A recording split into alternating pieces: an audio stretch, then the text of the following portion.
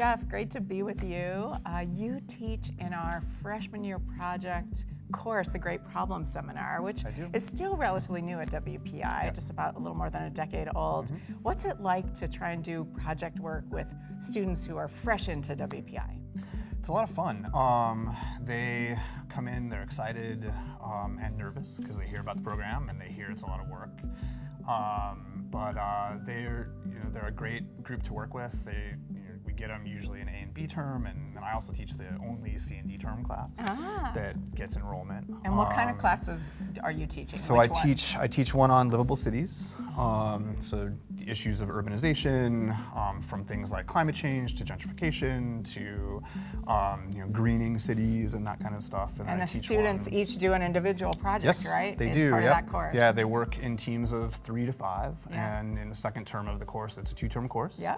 Second term of the course, they choose a topic within the umbrella of the larger course and work on that for about 8 weeks and learn about the issues involved with the problem that they're dealing with and come up with some proposals for solutions and do a poster for the poster presentation day. Right. And it's a great exposure to WPI's project-based curriculum right when they come in the door. Yeah, absolutely.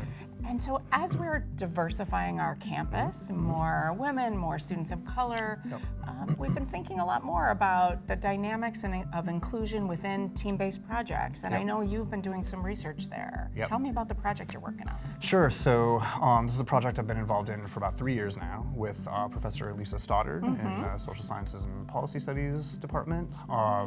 She and I, sort of a few years ago, were looking at some data that we were getting in the GPS program around students of minoritized students, so students of color, kind of leaving WPI at a slightly higher rate after taking our classes than in other programs. And so we wanted to figure out what was going on, and we started thinking more in detail about kind of the experience of women on teams on campus, students of color on campus, other historically minoritized populations, working class students, Pell eligible students, that sort of stuff. And we were starting to see issues of stereotyping and bias and how that kind of works on teams. And so we've been working for the last few years to develop some tools and methods to help students kind of come through that and be better at working on teams, and also help our students confront those issues, think about them, realize they exist, that sort of stuff. So give me some specific examples of the kind of interventions that you've done in your classes and what you've seen as a result. Sure. So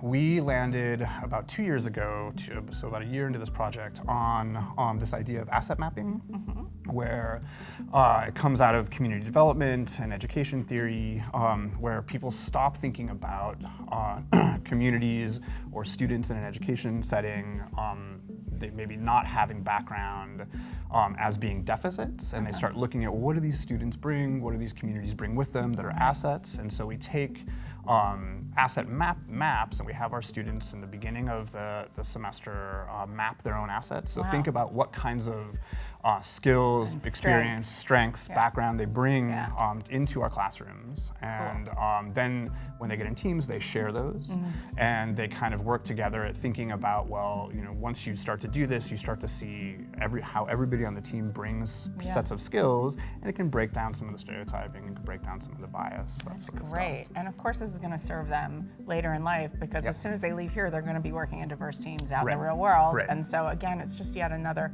great set of skills that WPI is helping to equip our students with that'll serve them well in the long run. Right, yeah, we hope that. And we hope that it also gives them some tools and some ways of talking and thinking that they can bring into industry where these same types of stereotypes, same types of biases exist, and maybe they can start working on changing the culture.